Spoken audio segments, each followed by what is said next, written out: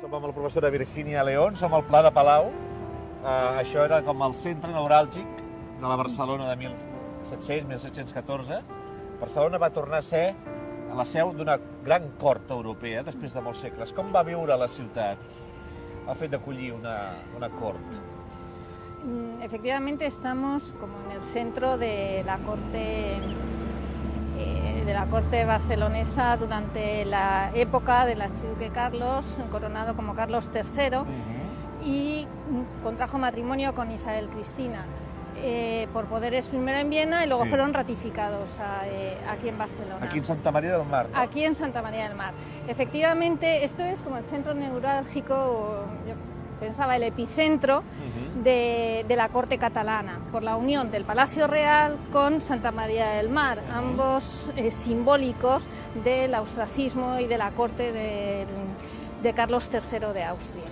Esa dimensión europea me parece muy importante porque desde comienzos de la Edad Moderna, desde comienzos de la llegada de los Austrias, el hecho de la presencia de Carlos III aquí en Barcelona significa resituar a Barcelona en el mapa de las cortes europeas. Como una capital. Como una capital, más que las cortes, efectivamente, como una capital europea.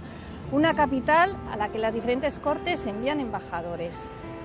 Una capital de referencia en la época y posteriormente, porque incluso los estudios hablan de Barcelona a Viena o de Barcelona a Londres, a París, o sea que se resitúa como capital europea.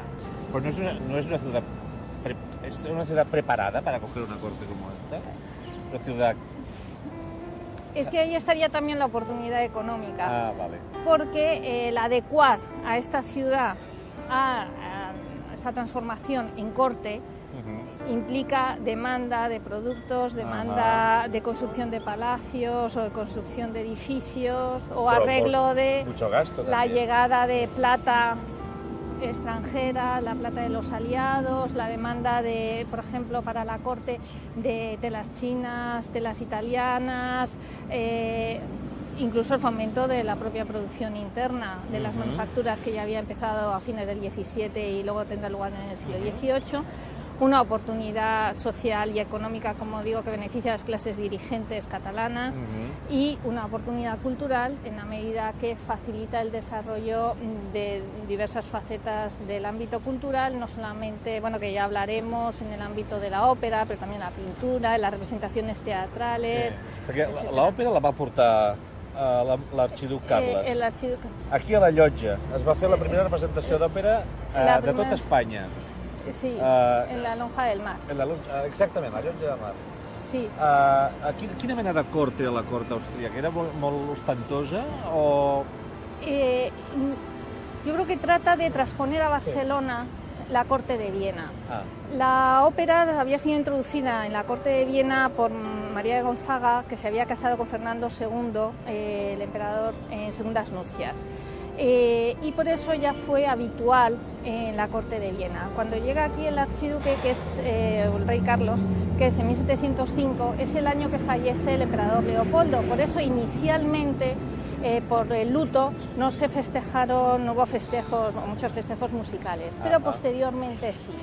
Y no solo se representaron las óperas con regularidad, sino que hubo estrenos en Barcelona que luego se extendieron por el resto de Europa, de algunas óperas como la ópera Dafne del Barón de Astorga y otra ópera que se estrenó a finales en torno a 1713, como todo el cumpleaños de Carlos VI, pues antes que en Viena se representó.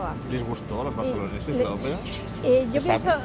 Yo pienso que sí, porque sí tuvo tanto éxito y bueno, fue necesario pues que vinieran músicos italianos, sobre todo napolitanos, pero también se ha podido constatar de músicos valencianos que participan en esto y bueno, he sabido que el conde de Savellà pues fue director de la capilla, de la Real Capilla, en fin, que los catalanes también participan obviamente en estas representaciones operísticas, ¿no? Virginia, com eren Carles i Elisabet Cristina? Quina mena de persones i de reis eren? Bueno, el rey Carlos, Sí. Cuando llega a Barcelona, pues es una figura joven, atractiva a los catalanes, a la sociedad. Mucho etcétera. más que su antecesor, ¿no? Mucho más que su predecesor, Sí. de naturaleza enfermiza, Ajá. en fin. Pero él había sido educado en la corte de Viena para reinar en España. O sea, sabía castellano, aunque luego aquí también aprendió el catalán.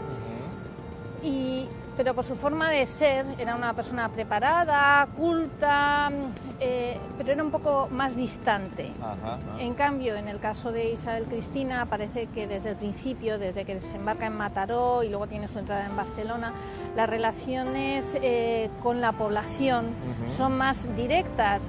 Se ofrece una mayor sintonía entre ella y los catalanes, primero con los habitantes de Mataró y luego ya aquí en Barcelona, desde el principio.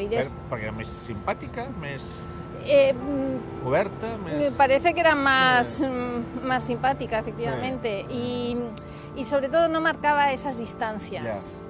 Las fuentes de la época, o el mismo Castelví, alaban ya su capacidad de gobierno, su sentido de la justicia y su piedad.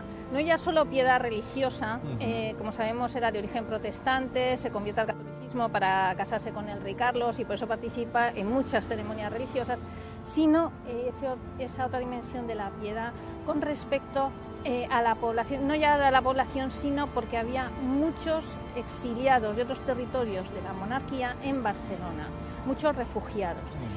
Sabem que a la tomba d'Elisabet Cristina hi ha un relleu del port de Barcelona. Sabem que hi ha una carta dirigida a Ramon de Vilanna Perles en què diu, en castellà, nunca amaré a ninguna otra nación más de lo que amo a los catalanes. Això creus que eren demostracions sinceres o tenien més a veure amb el càlcul polític?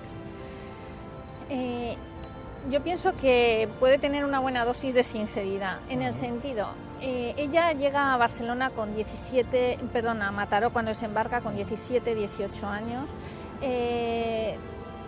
Ella misma se queda sorprendida del recibimiento de Mataró y posteriormente de la propia ciudad de Barcelona. Ella pasa momentos muy felices y también momentos muy difíciles, muy críticos aquí en Barcelona, y de quien recibe apoyo fundamentalmente es de los catalanes.